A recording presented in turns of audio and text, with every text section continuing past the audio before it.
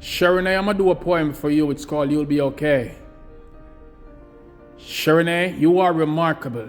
You are strong. You're one of God's greatest gifts. Follow him and you'll never go wrong. Sheronae, you are smart. You are noble. Pay keen ears to these words I told you.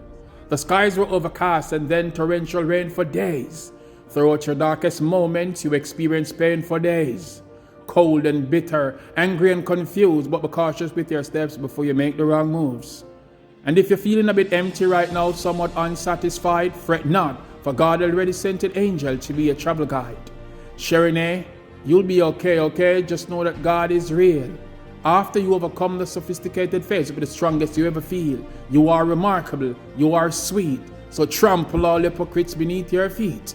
Be patient and pray more. You'll be okay. Forget about them who not believe in you because you got no time to play. Sheronae, you are a fighter, a survivor who resists to quit.